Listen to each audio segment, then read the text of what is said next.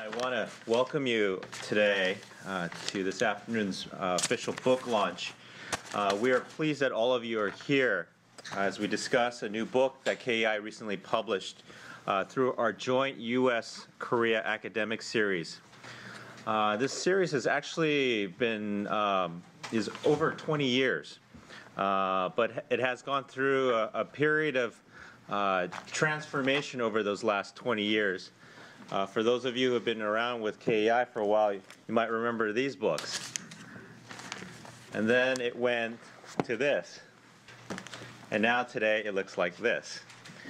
So every year KEI has partnered with the Korea Institute for International Economic Policy and a local U.S. university such as NYU, Harvard University, USC, and William & Mary to organize a U.S.-Korea policy conference with 20 to 25 scholars from all over the world to discuss economic, security, and foreign affairs issues. And after that conference, we would produce one of these books out of all of the conference reports that were presented. Then about 2 years ago, we decided to rejuvenate the series by taking the academic symposium, this conference, from local universities to the global stage. And we did that by partnering with the Association for Asian Studies and integrate the academic symposium within their annual conference, which attracts about 3,500 to 4,500 professors, grad students, university administrators, and publishers from around the world. KEI organized and sponsored 4 panels at the association's annual conference in Toronto, Canada this last March. At this conference, we had invited 16 scholars to speak and present papers at these panels. In each of your chairs, you should find our most recent copy, and if you flip over the book, you can see the 4 themes of the panels that we had sponsored. The impact of leadership change was one of them. Security challenges on the Korean Peninsula. We sponsored a sociology panel looking at national identity issues. And then, of course, the future of Asian economic integration. We had great participation, not only from the scholars who presented, but also those who actually attended our various panels. And we were able to not only do these panels, but advertise KEI at this global conference. And we're able to not only advertise the conferences, but also KEI's university programs. For those of you who are familiar with our university programs, KEI goes to 15 to 20 different universities across the United States every year, taking Korea-related speakers, our 6-party talk simulation, and do career panels there. So it was a tremendous opportunity to really raise the profile of KEI on this global platform. After this conference, we took all the papers of the 4 panels and worked with professional editors and designers to create this new-looking volume you'll have in your hand, and entitled it Asia at a Tipping Point, Korea, the Rise of China, and the Impact of Leadership Transition. The title reflects what we believe to be the important trends shaping our region this year. South Korea's growing influence, the concerns surrounding China's rise in the region, and the uncertainty associated with the numerous leadership changes in Asia. Finally, one tremendous new addition to this new effort is the recruitment of Professor Gil Rosman as our guest editor-in-chief and advisor for this conference and book series.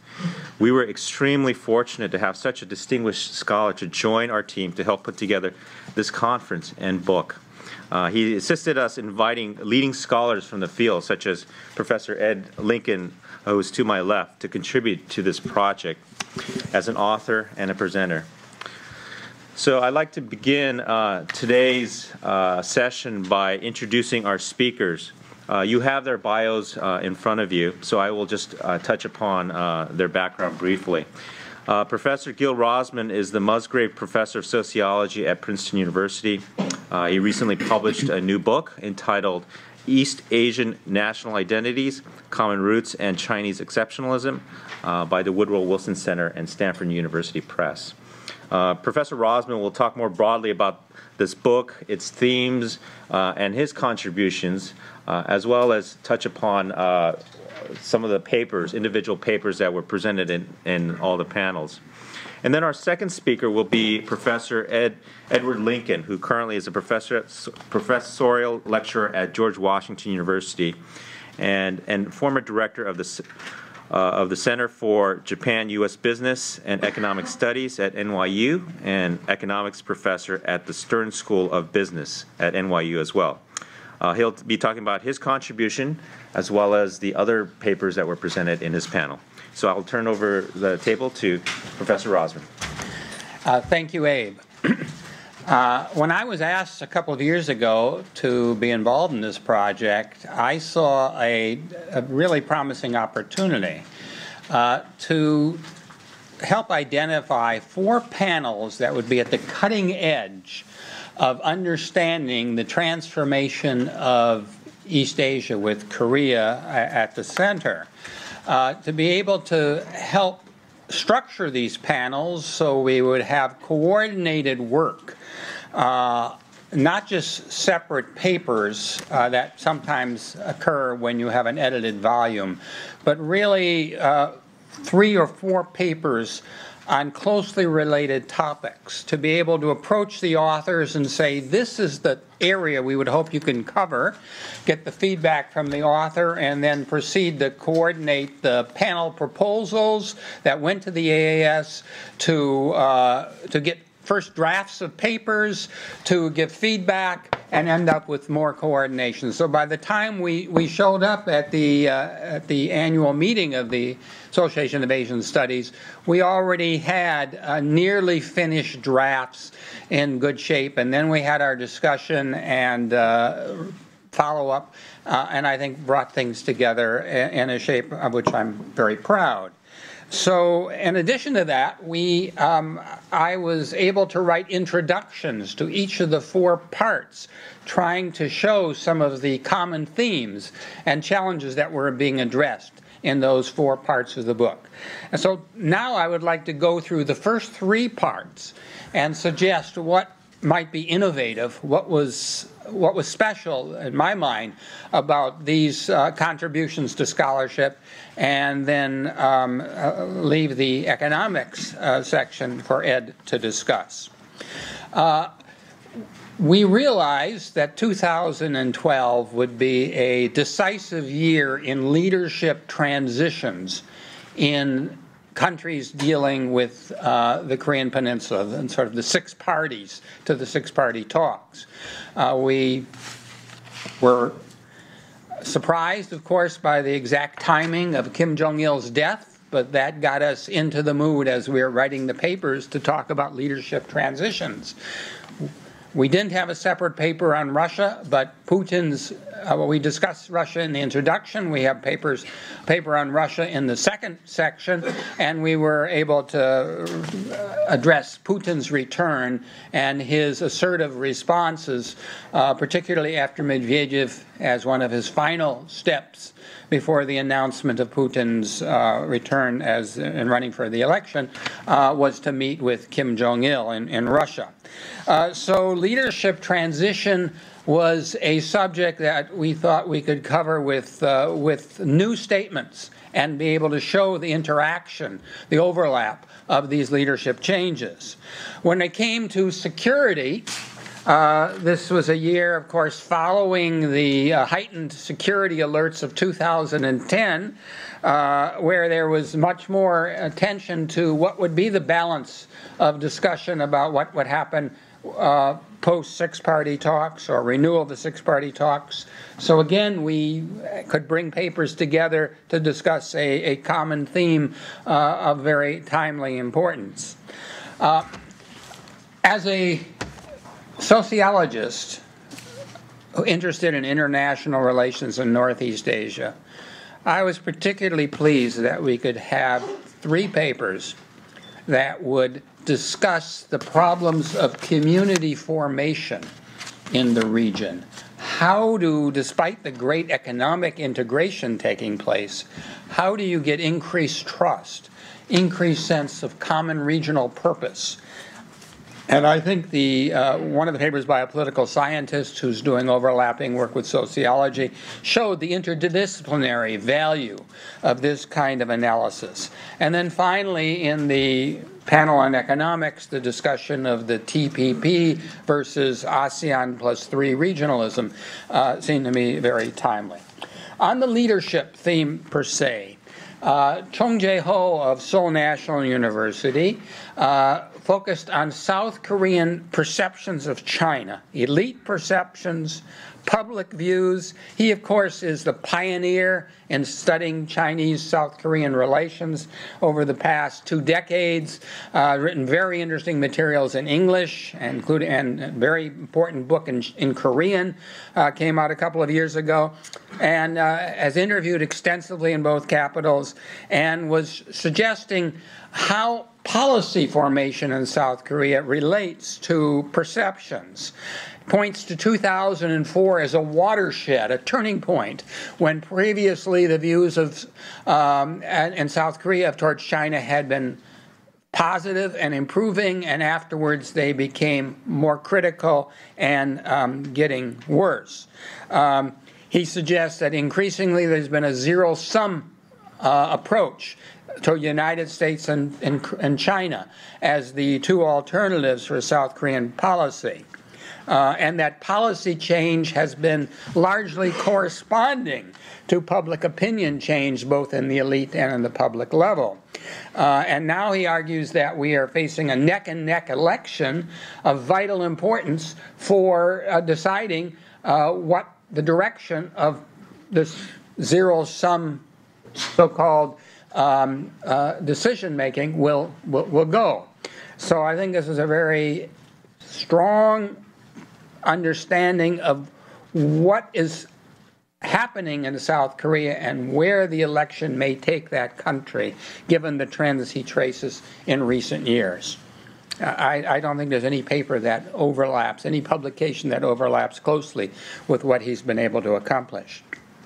And then we had, I think, a nice duo coming together to write a paper, that is Jack Pritchard and Gordon Flake, on North Korea and the impact of the leadership change. Others have been trying to get at this. Of course, this has been a popular topic since the beginning of the year. They analyzed the domestic factors in North Korea, particularly the struggle between the military and the Sungun concept of military first, and the recent rise of the Workers' Party of Korea. And we've seen since their publication, and I think they anticipate, and since their article was finished, and they anticipate this well, the struggle has intensified with the rising clout of the WPK. There's much discussion here of the China factor, how Kim Jong-il's visits to China established a stronger interest in Chinese economic success, creating more of a basis for the successor, Kim Jong-un, to challenge the military and take on the more economic initiatives. But they argue that the death of the leader was necessary but not sufficient for economic reform, as well as for denuclearization and a change towards South Korea. Given China's patronage and the dependence on the military of the new leader, they were rather pessimistic about the possibility of an effort to engage the West, although I think a little less so about the prospect of some more economic changes. So this is a discussion of leadership change already in progress. And then Togo Kazuhiko, the former Japanese ambassador to the Netherlands and expert on Japanese policy to Russia and beyond, wrote about the Noda cabinet and how their policies have changed and what the potential is for leadership transition in Japan, which still seems likely to be looming within the next year or so. Not a date definite, of course. And he puts this in the context of domestic policy, the consumption tax being the overriding initial priority, but rising reliance on the bureaucracy of the Democratic Party of Japan and Noda in particular. He talks about bilateral relations with China, and the increasing reliance on the U.S. and increasing negativity towards China, that's not likely to change, unlike what the turning point in South Korea that may be ahead of us. He doesn't anticipate any change in that in Japan. But he also talks about the haunting issues affecting Japanese-South Korean relations, and I think in some ways anticipates the latest downturn, and talks about what few people realize are overtures to North Korea that have been going on under Noda in the Japanese leadership, and nuances in Noda's speech that suggest the potential for reopening talks to North Korea. But he argues that there's no rush on international relations. They will first have to sort out the politics in Japan, and meanwhile we have this new movement under Governor Hashimoto Toru that is potentially shaking up Japanese politics, just as we see in Korea, an outside figure potentially shaking things up. And finally, I wrote a paper on the Chinese leadership shift. I mean, of course, we have less inside information, but there's, of course, many rumors and many new possibilities with the Bo Xilai scandal and other issues that have come up. And I tried to relate that to China's changing policy towards the Korean Peninsula over the last few years, arguing that we're not likely to see much shift in China's policy after Xi Jinping formally takes over with a new political standing committee, particularly because of pointing to Xi Jinping's speech in late 2010, referring to the Korean War in a fashion Chinese had not done for several decades, the glorious war, rebooting ties with North Korea. But I argue there about the potential within the Chinese leadership for some change, some of the figures who are the hardliners, whether their new groups, interest groups are gaining clout, the PLA, security apparatus. And I use some of my analysis of Chinese national identity and how it's been changing to take a rather pessimistic view about what we can expect from Chinese change in policy in leadership towards change towards the Korean Peninsula, or change towards the United States and Japan. Okay, that was the leadership discussion, and we, I think, brought that together with the notion that China, Russia, North Korea all seem to be solidifying leadership or reestablishing leadership that is not likely to compromise very much on the Korean Peninsula, and South Korea is more of a uncertainty with its leadership change, whereas the United States also experiencing likely leadership change, possible leadership change, I shouldn't say likely, we don't know where that's going, possible leadership change, and Japan with its uncertainty are not likely to be making that shift. So we get more of a sense of a Cold War reemerging. The lines are being drawn more firmly. And the security dimension, I'll speak much more briefly.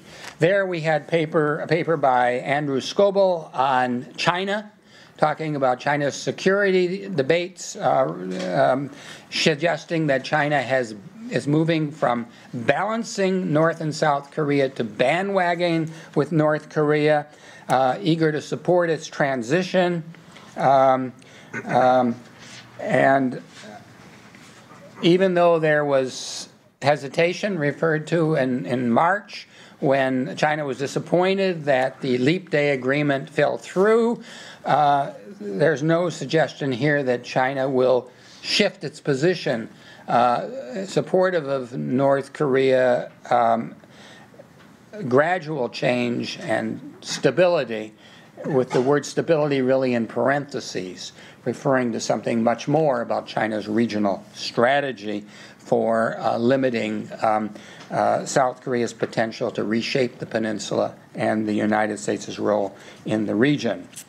We had a chapter by Taeho Kim on Korean strategic thinking, talking about the progressives a view of strategy, increasing likelihood that they will want to turn to China and North Korea for rebalancing in the region, and yet at the same time the likelihood there'll be further military cooperation with the United States rather than some diminishment of that.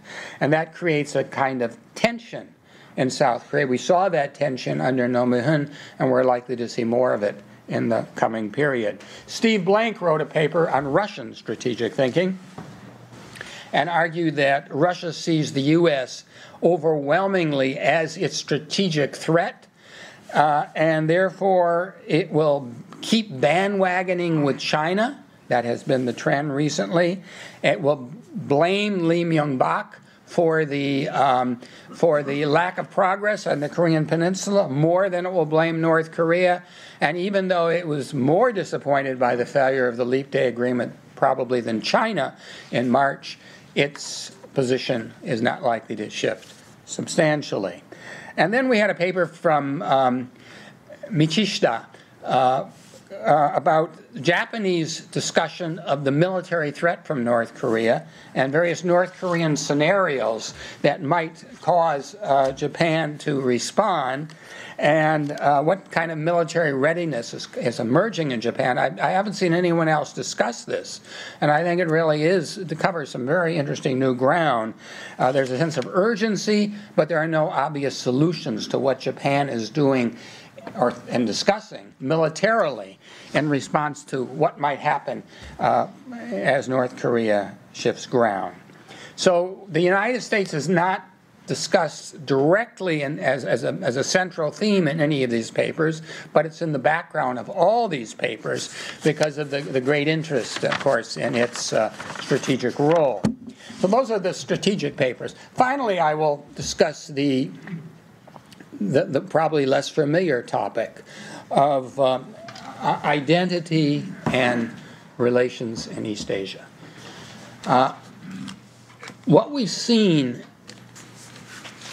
is the broadening of the identity issue from Japan facing a historical memory challenge with South Korea and China to an overall widening of the gap between thinking on identity in China and Japan, South Korea, as well as the United States. So this has been a striking phenomenon, visible very clearly in the writings and the public opinion surveys of the region. And so from three different perspectives, we try to understand what is going on, to add something new to this awareness of the basic trends. I mean, here these countries have become so closely integrated economically. They have in common a cultural tradition of Confucianism, and yet the level of distrust, animosity, has grown rapidly, except between Japan and South Korea, where we see these fluctuations, and suddenly an issue rises to the surface.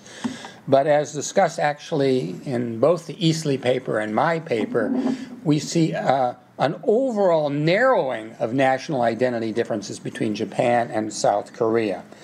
That is, on most dimensions of identity, whether it's dealing with history issues, although that's the most complicated one, but ideology issues, cultural identity, universal values, international relations aspects of identity, we see a really sharp narrowing, and both countries, meanwhile, having a very sharp widening with China.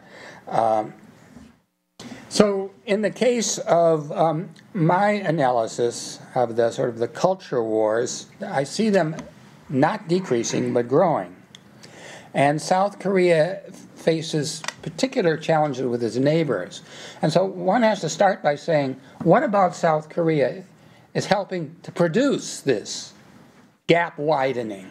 Is there anything particular about South Korean identity? And there's some discussion there. But above all, with China, what we see is the recent tension over cultural themes like the Dragon Boat Festival, the Sacred Torch Parade of 2008, the surreptitious filming on the eve of the Olympic opening ceremony in Beijing of the rehearsal to be shown in South Korea early.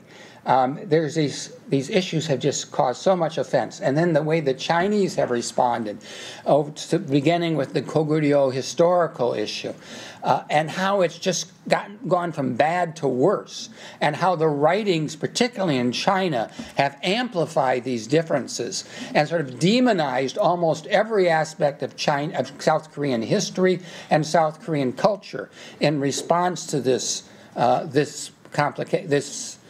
rising tension over culture and over identity. And so the conclusion from this is the Korean wave did not do much to affect this overall tendency. The South Korean effort to establish a sort of a friendship mode to China and emphasize friendship was not reciprocated well. It was really the Chinese who turned more negatively towards South Korea than the other way around, both in the internet and in top-down publications. And that this problem is not getting better. It's only worsening. And even, particularly after Im Young-bak came in, this became a more intense concern.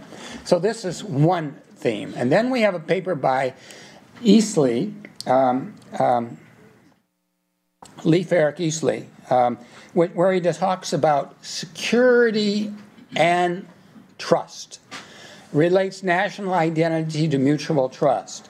And he looks at the military doctrines of China, South Korea, and Japan in recent years and shows increasing distrust of each other in those doctrines. He's just using those as an example of the same kind of phenomenon that I've been discussing. And he offers an explanation from the identities of both sides why there is this retreating level of trust, and argues in contrast that in the doctrines and in the other material he looks at in Japan and South Korea, there is not that kind of trust. It's mistrust. There is, of course, the spikes that occur when the comfort women issue or the Dokdo Takashima issue rises to the surface. But apart from that, we're not getting the same sustained overall identity differentiation between these two countries. Finally, I'll mention the paper by Sharon Yoon, which is a study based on her doctoral dissertation of the South Korean community in Beijing and how they get along with the Korean Chinese. And through participant observation, through analysis, interviews, surveys, she's been able to piece together what has happened to this relationship, which was seen as so important in the economic integration and the networking between these two countries. And she has shown how it's gone wrong, how it's turned into mistrust, to the degree that the Korean Chinese often get along worse with the South Koreans in Beijing than the Han Chinese. And how has this happened and why has it happened is part of her analysis. And I think you'll find a lot of really interesting material, very carefully worked empirical material on the perceptions, the statements, one side or another, why they haven't been able to work it out. And in fact, the Korean Chinese have used the South Korean community for upward mobility and have had a lot of success doing this. But the other way around has often led to troubles and bankruptcies and other problems for the South Korean community in Beijing. And she, I think, goes into a lot of explanations as to causes of this, including discussion of the Chinese guanxi system and the connections to political leaders in China, and how if you don't have the right connections, you're at a disadvantage, and that puts one group in a more favorable position than the other. Anyway, I won't try to elaborate on that. You can read the chapter and eventually read the dissertation if you wish. I'll stop there. Thank you. Ed? Okay. I'd actually like to start by thanking KEI for having put all of these panels together at the annual meeting of the Association for Asian Studies. I don't know how many of you are either members of the AAS or know what it is, but it's basically the academic organization that includes all the people in the United States and actually increasingly around the world who teach some aspect of Asian studies.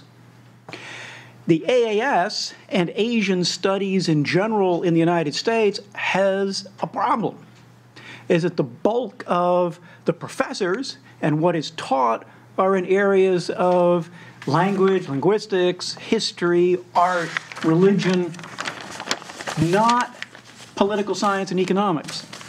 That has a lot to do with the academic structure of political science departments and economic departments, again, particularly in the United States. I'm an economist by training. I've often found, looking at the upcoming AAS meeting in the past, that, there was only maybe 2 or 3 panels out of 200 that had any relevance to the kinds of things that I do. So I've been rather disappointed over the years with the AAS. I am very pleased, however, that under new leadership at both the association and with the initiative from KEI, been able to bring in a series of panels about highly important political, strategic, and economic issues, contemporary issues in Asia. So I'm just very happy to see this going on. Okay, so my part of this project was economics. The panel, there were 3 of us who were focused on trade policy, particularly at the Trans-Pacific alternative, currently embodied in TPP negotiations, or versus a purely Asian structure, whether that be China, Japan, Korea, or ASEAN +3, or ASEAN +6. There were 3 papers. My paper focused on the evolution of U.S. trade policy. How did we get to endorsing and being involved in TPP? A paper by Hyung-Gong Jung, who looked at Korea's alternatives. Should it go the Trans-Pacific route? Should it go the purely Asian route? And a paper by Peter Petri, which also looked at the relative gains of Trans-Pacific versus purely Asian alternatives, but his paper was much more in the direction of saying, let's not view these as entirely separate competing alternatives, and I'll come to that. So I want you now to forget everything that you just heard from Gil Rosman. Take Asia as a blank slate, forget that there may be animosities, and say, what can we do to bring this region together economically? And that's really what our panel was about. What's happening, what might happen, what are the gains that come from that? So let me start with mine. Not because I want to put myself first, but I think that just logically and in the way that they're organized in the book, perhaps it makes more sense. How did the United States get to where it is? And I actually want to start by assuming that none of you are economists and remind you that for 250 years, economists have believed in free trade. Every theoretical model of international trade, starting with Adam Smith through David Ricardo, Paul Samuelson, Paul Krugman, has argued that free trade is the best of all possible worlds, that all countries benefit the most by being entirely open to international trade. Obviously, very few countries have practiced this over the last 250 years. But if we go back, say, 30 years, American economists and American policymakers believe very much in a global approach to trying to move the world toward being more open, if not completely open. We did that predominantly through the General Agreement on Tariffs and Trade, which is now the World Trade Organization. That process, by the way, has accomplished a great deal over the last 60 years. But starting around the 1980s, there's been an increased preference on the part of many governments around the world for either bilateral or regional trade deals, in which, at least between a pair or a small group of countries, you just do practice free trade. We open up completely to those limited partners. So the Americans initially were not pleased with this approach, and we were very slow to embrace it, in partly for some very good reasons. Just think about the fact that if, let's say you've got 200 trading partners around the world, you negotiate a free trade agreement with each one of them separately, each one of those agreements is going to be different. And you've created a huge mess. Simply for companies trying to figure out what tariff rate applies to a product. Which country is it coming from? Because it'll be different. What are the rules of origin? They're going to be different for every single one of these agreements. So there's a lot of skepticism on the part of the Americans for a while, but this gradually changed, in part because of strategic concerns. Again, if we go back to the 1970s and 1980s, the American policy toward East Asia strategically was hub and spoke. We had bilateral agreements with countries on a strategic basis. We were not interested in regionalism at that time, and therefore we were not interested in regionalism on the economic front either. We might go and beat up on Japan to open up its markets under its existing agreements within the GATT or WTO, but we didn't want to have a regional-wide organization or agreement.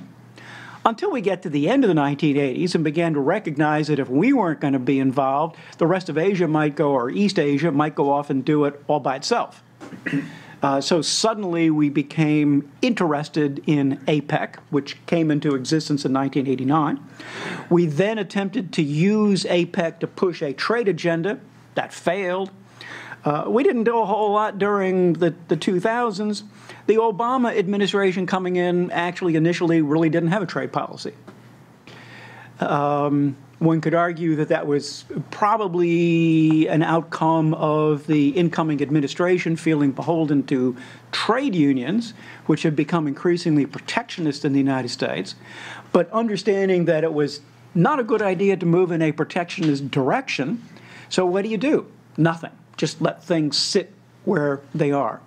After all, it's not until 2011 that the administration finally moved and got the Chorus Agreement plus the agreements with Panama and Colombia through Congress. Having done that, it seems to have now thoroughly embraced the negotiations in TPP. Why? Well, part of this might be the pivot to Asia. I think actually it is. And in this pivot to Asia, in addition to there being a military or strategic component, I think there's also an economic component.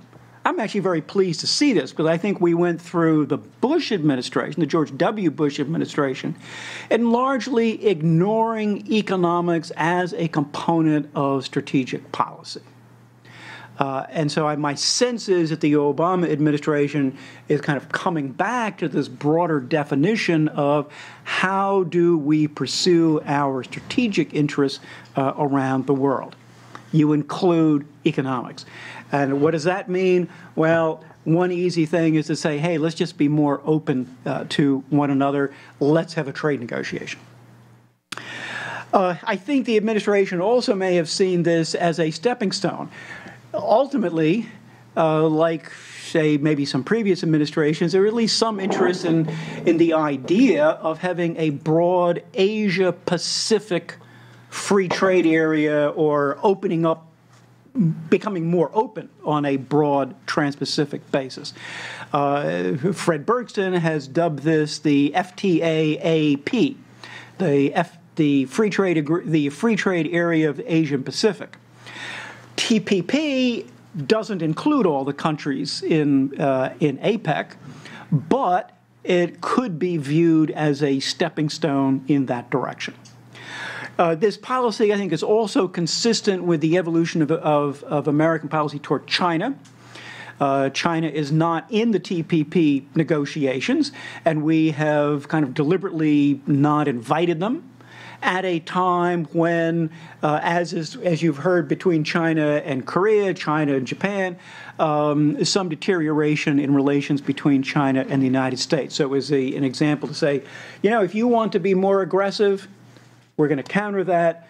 We've countered it militarily. We will also counter you economically. Let me add, by the way, that one of the reasons TPP and bilateral regional trade agreements in general have become more popular with American governments over the past 10, 15 years is that it's a way to get at services trade. Right? The GATT and then the WTO have been very effective at bringing down merchandise trade barriers, quotas and tariffs, around the world over the last 60 years. It has not done very much on trade in services. There is, within the WTO, a general agreement on trade in services, but it is fairly vague. It hasn't been pushed anywhere near as far as the merchandise trade agenda. Inclusion of specific agreements on various service sector industries has been a hallmark, particularly of American bilateral and regional trade agreements. And so, again, TPP offers an opportunity for the U.S. government to pursue this interest in opening up services trade with other countries. I also suggested in my paper that perhaps this was a way of potentially re-engaging Japan. You know, we have not had a serious trade negotiation with Japan in almost 15 years. I think we exhausted ourselves by the late 1990s. Trying to batter open Japan was a long and painful process. Japan is more open today than it was 15, 20 years ago, and so we just kind of backed off for a while. But if Japan wants to join TPP, we'd be happy to re-engage with them, but that has to be Japan's choice. Okay, so for all of these reasons, the United States and the Obama administration came to embrace TPP, and this is now the name of the game in Washington. This is an ongoing trade negotiation. Let's move on to the other papers. Professor Jung's paper really sees Korea having two alternatives. TPP versus, in his paper, defining the Asian alternative as ASEAN plus 6. He runs a standard economics model called computable general equilibrium models.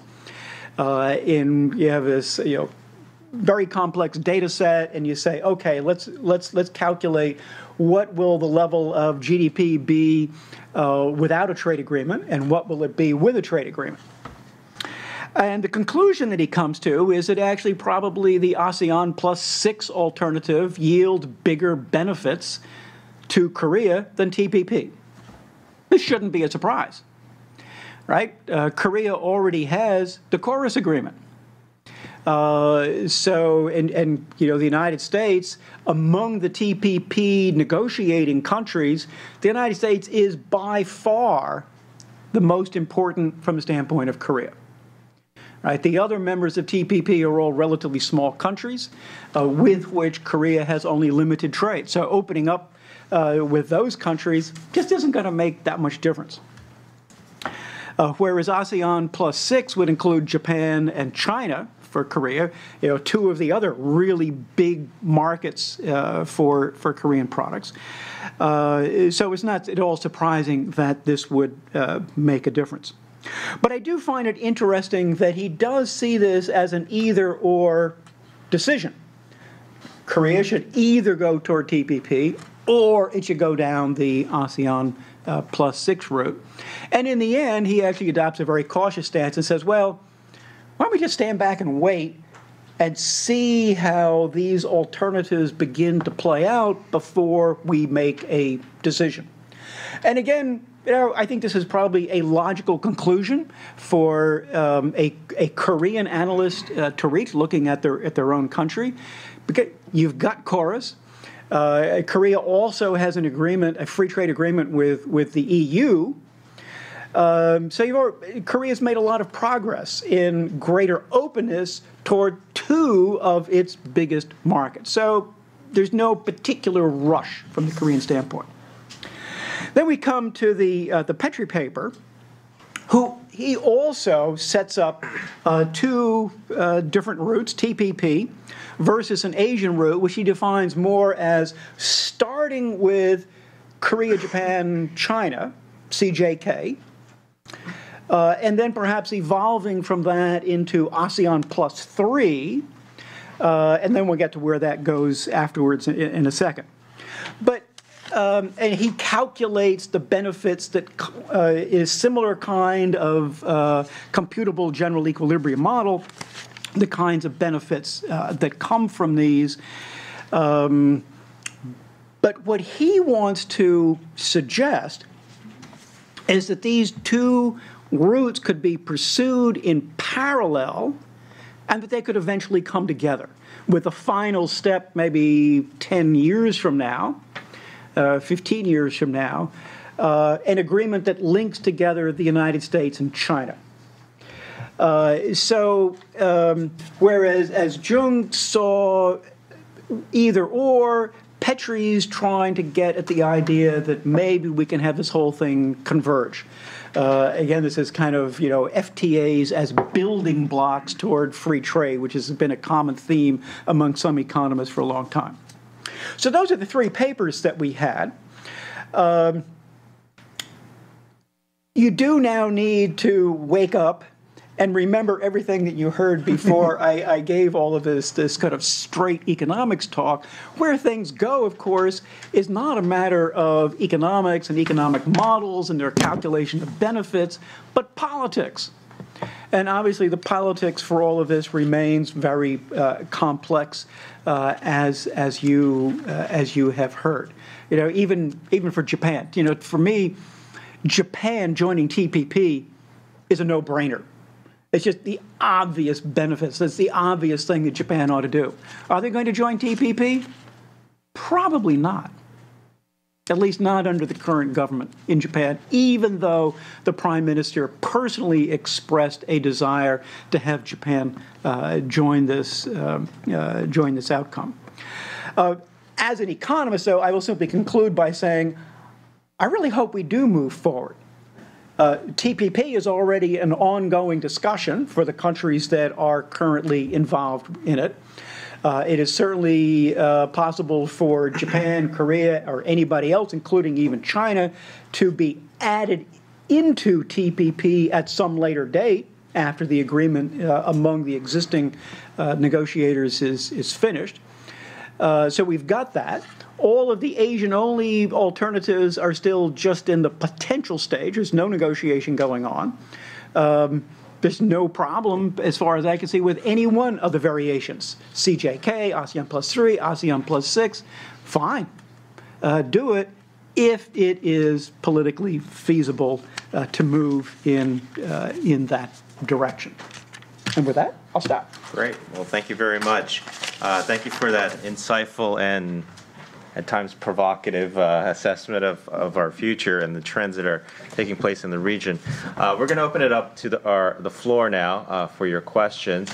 If you can just raise your hand, identify yourself, and then we'll take your questions. So who will kick it off?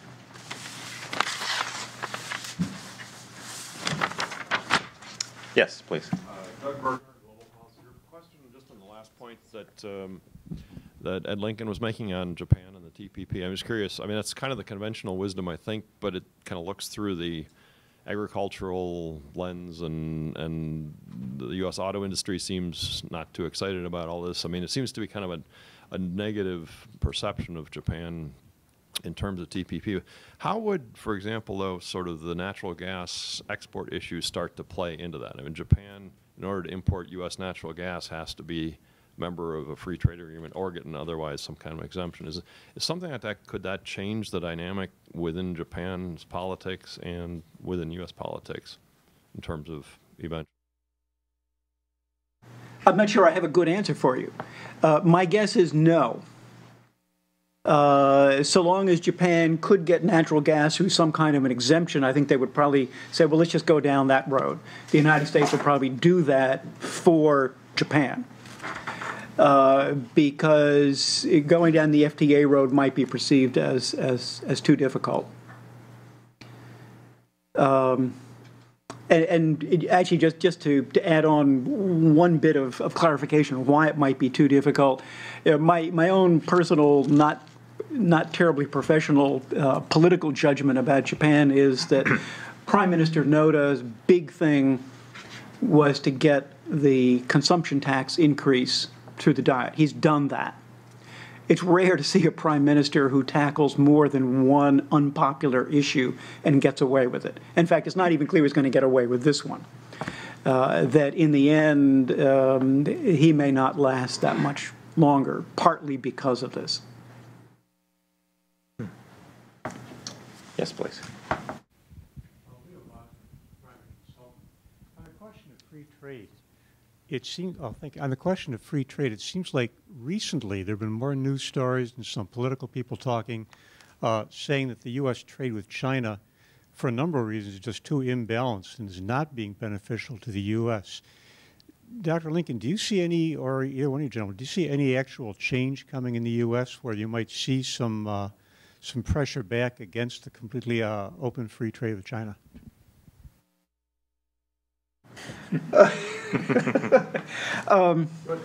Well, one of the things to keep in mind is that there's been a general erosion of political support for free trade in the United States over the last 20 to 25 years. All right, so if we take unions, for example, used to be real bastions of free trade or more open trade support from the end of World War II up until the late 1970s. They've now switched in the other direction. On China in particular, much of the rhetoric about China and the unfairness of trade with China is almost word for word the same as what was being said about Japan in the 1980s. So we never really did all that much to restrict trade from Japan. There were some egregious cases in the late 70s, early 80s. But we did kind of contain those protectionist sentiments. One hopes we'll be able to do the same thing with China, but certainly the rhetoric that you get seems to be fairly strong, particularly since this is an election year. Republicans, of course, will run on a more anti-China policy simply because they're not the ones in power. Obama did that in 2008, and then you become president and you discover different realities. So there'll be some silliness in the rhetoric this year, but hopefully we won't go down a more protectionist road. Chairman's prerogative to ask Professor Rozman a quick question. I remember when I first heard these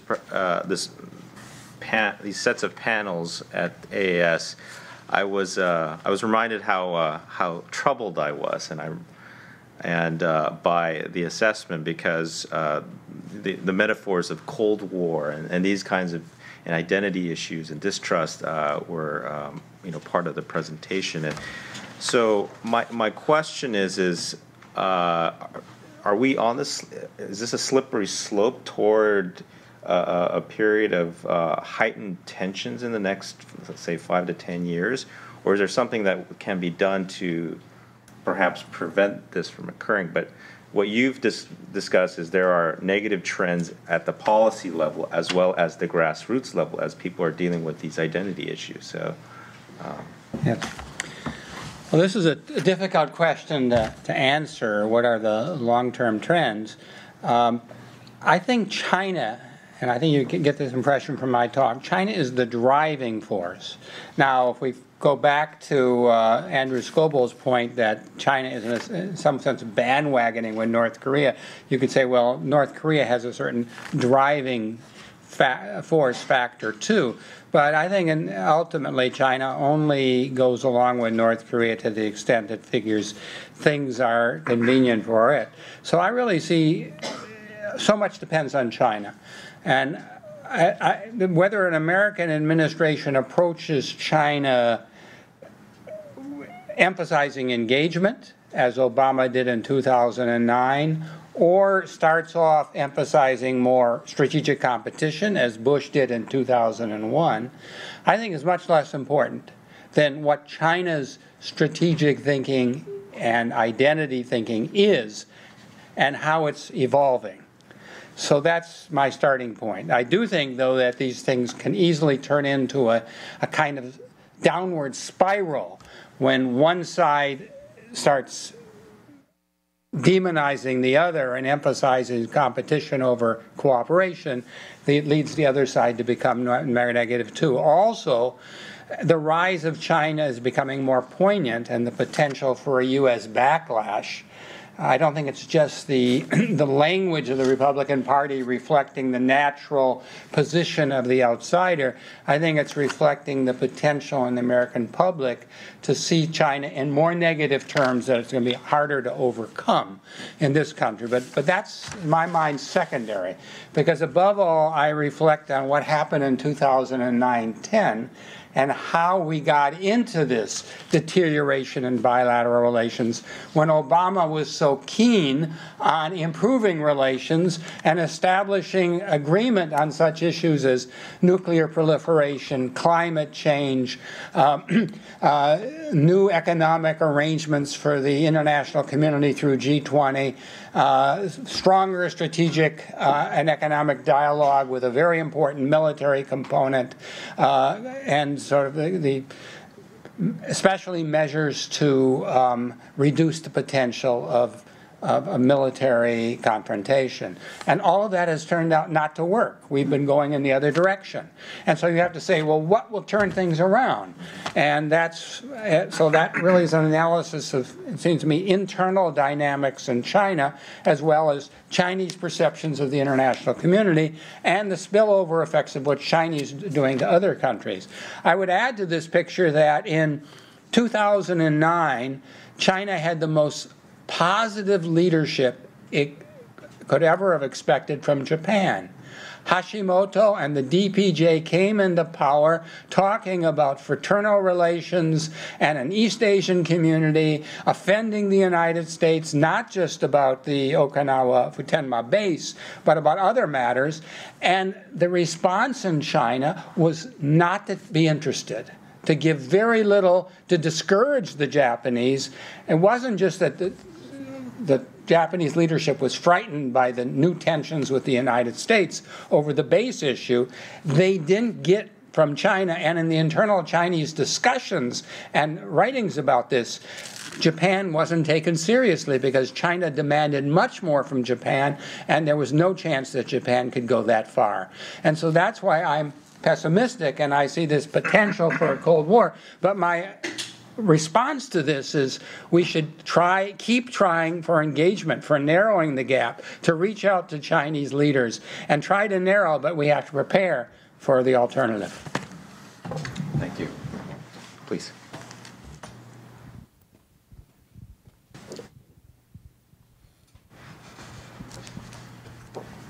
Thank you. My name is Jae Park, a visiting fellow at CSIS. Of course, I haven't read Dr. Zhang's article yet. It's quite.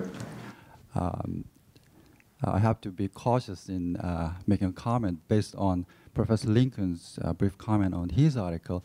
Just quick thought of mine is that he seems to make his initial argument, either A or B, is based on quite a political aspect. But his analysis, computerized something equilibrium model is sounds like purely economic perspective. So that needs to be addressed for further developing his articles. Just quick comment, not to you, but for him. And a question for Professor Rosman. A question about the possibility of building an East Asian community. It's true that, as you mentioned, based on the lack of trust, mistrust, or distrust, and history problems and territorial problems, that's why it has been very difficult to have the cooperation or community building among the CJK, these Northeast Asian countries. And alternatively, 15 years ago, in response to the financial crisis in Asia, another form of ASEAN Plus 3 emerged. So this is already 15 years. And long before the former Prime Minister Hatoyama's East Asian community, this ASEAN Plus 3's visionary goal has been the East Asian community building. So what's your comment on the possibility of the making a community in East Asia? Is it a real possibility, or is it another way of expressing the deepening cooperation in East Asia? You want to go first? Yeah, just very briefly. I think Professor Jung's paper, you're right. There's kind of a straight economics part of calculating the numerical benefits, but then a more political consideration of, given that outcome, what else is going on that might affect the choice for Korea one way or the other, or to hang back and wait and see how things develop. He suggests at one point, for example, that if Japan were to join the TPP negotiations, that would probably alter the perspective in Korea, and that Korea would be more likely to join as well. Both for straight economic reasons, having Japan in TPP would create more benefits for Korea being in TPP. And also just, sort of strategic or political, that if this is the direction that engagement is moving, TPP is gaining more momentum, probably Korea ought to be part of that process. I'm a strong pessimist on the ability of creating an East Asian community. For me, a community has in mind a shared vision. And as early as 2000, 2001, there was a vision group to create the notion of an East Asian vision, community vision. And they have gone nowhere with that. The ideas of that vision group have turned out to be less promising in 2012 than they were in 2000. The opposite direction has been headed. It also involves a sense of a common culture. And there was some effort to create a sense of, well, we have a shared Confucian tradition. But that hasn't worked because China has appropriated Confucianism to reinforce communism. And there's been a kind of an ideological shift to Confucianism is the glory of Chinese past, stressing harmony, and the tributary system was a model for international relations. One reads a lot in Chinese sources, and it contrasts with sort of Western international relations. And it isn't the effort to say, what can we do to show Japan and Korea that we have a common cultural tradition? How can we build on that? And I remember Japanese idealists in the early 90s having conferences on the kanji cultural sphere and things like that, emphasizing we can create a common community with China. But China is much too exclusive in its sense of culture. It's much more Sinocentric. And there's no reason to think it's going to try to create something, particularly when Japan and South Korea expect universal values to be there. And increasingly in China, universal values are referred to as Western values that have nothing to do or are even antagonistic to traditions of East Asian values. Specifically focusing on Southeast Asia, because you mentioned the Asian financial crisis and the effort to create ASEAN plus 3, and that would be a basis of community. What happened last week, I think, was the death of ASEAN plus 3 as a potential community. What happened was that the countries of ASEAN were close to agreeing on a code of conduct statement. And then Cambodia, the host to the meeting, said, forget it.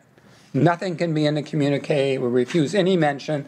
And everybody said, China paid off Cambodia. $10 billion in loans and assistance. Cambodia had no choice. They were pressured. They were told they had to do this. Well, this was a divide. China used to say it strongly supports ASEAN. This was the most divisive thing that could happen in ASEAN. Rather than try to figure out how it could agree on a code of conduct, China could have negotiated behind the scenes, and everybody was interested in trying to find some common ground with China. China essentially said, we're going to handle this bilaterally and with the territorial issue picking up. But I don't regard the South China Sea territorial issue as the driving force in the problem of China and ASEAN.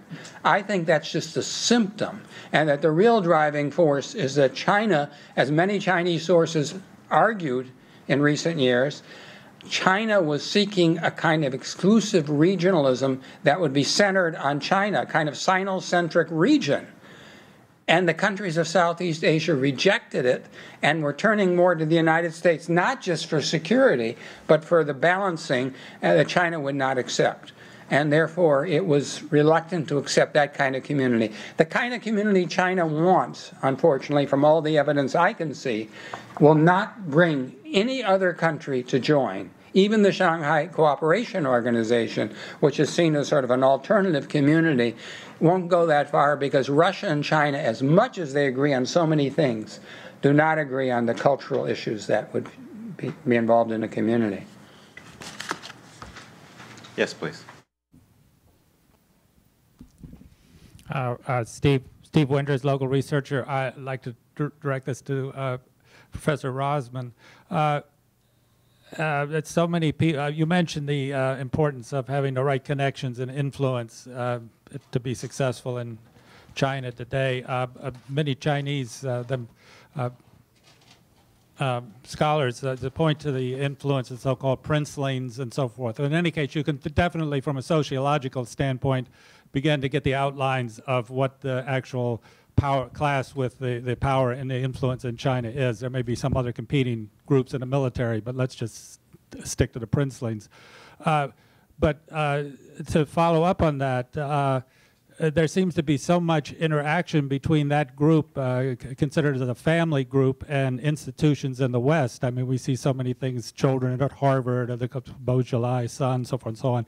It's all been very well documented, Wall Street Journal recently, and Bloomberg, and so forth and so on. Not to mention all this investment of the money that's going overseas from this group. For instance, this recent Bloomberg study of the older sister of the incoming new leader, quite fascinating. And also, I recently went to talk by Hank Paulson. I think he's been to China maybe 80 times. And he's a very personal, close friend of the incoming leader, and so forth and so on. And I can't help but feeling there's a contrary to this sort of breaking apart, that there's sort of a merger of these elites on either side. There's a merger in terms of the educational institutions, in terms of the outlook, in terms of the money, in terms of the investment groups, in terms of the offshore stashing of money. And they have a common interest, and you don't have, and you can say, for example, Ezra Vogel, who's the biographer of Deng. I mean, basically the court biographer of the Chinese leader who did this. And you can go all the way back to Henry Kissinger, or at least his group's still very active here. And not to mention people like Steve Wynn, local Maryland figure, now declaring that he's a Chinese company, not American anymore. So.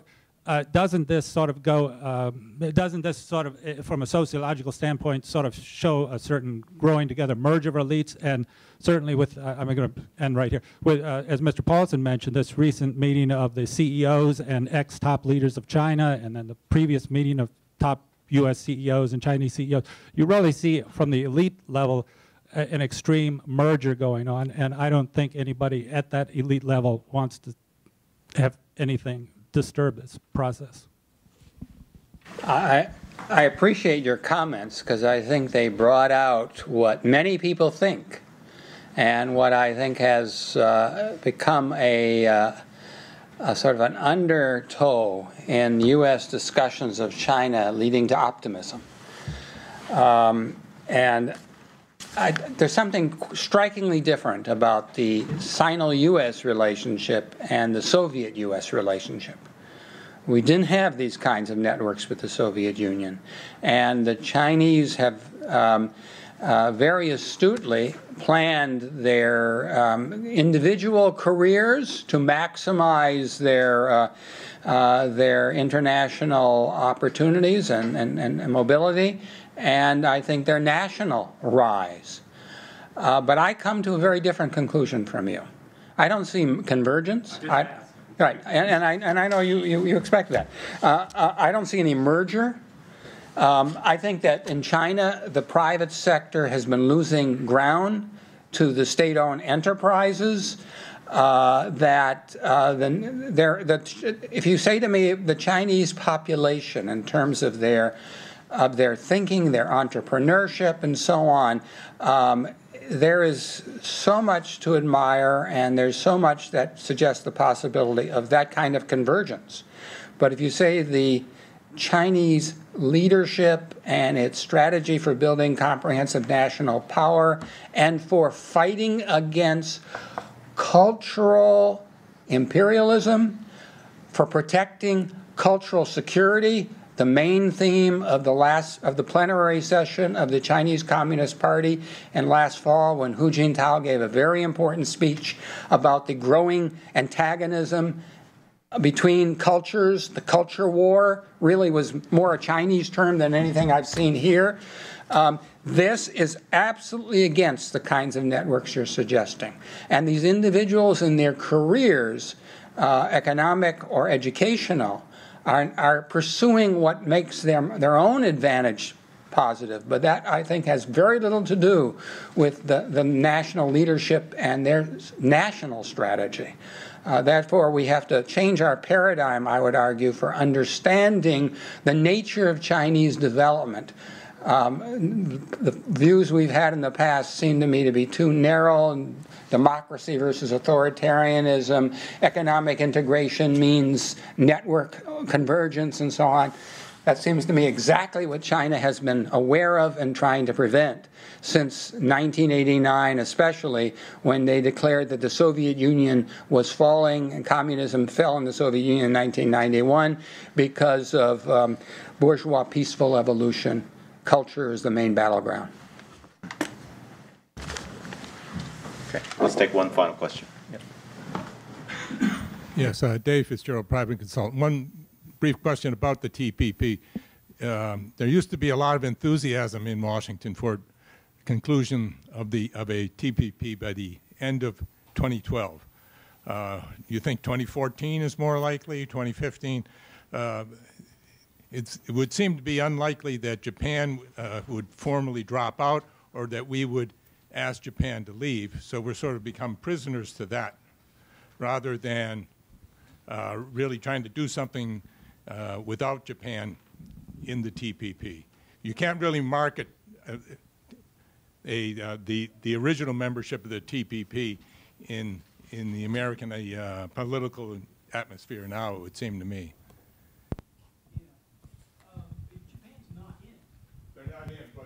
And the negotiations, they're thinking about it. The negotiations are going forward without them.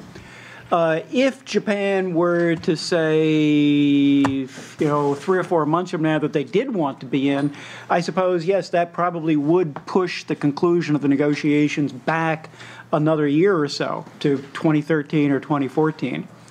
And of course, there is the added uncertainty that if Obama were not to be reelected, that kind of slows things down as well, because certainly everyone would want to find out what is the attitude of the new incoming Romney administration toward TPP. So that could potentially slow things down. But if Japan doesn't officially join, and if Obama wins the election, I don't particularly see why they couldn't wrap something up by the end of this year. Have a signed document, which of course then has to be ratified, which would take longer.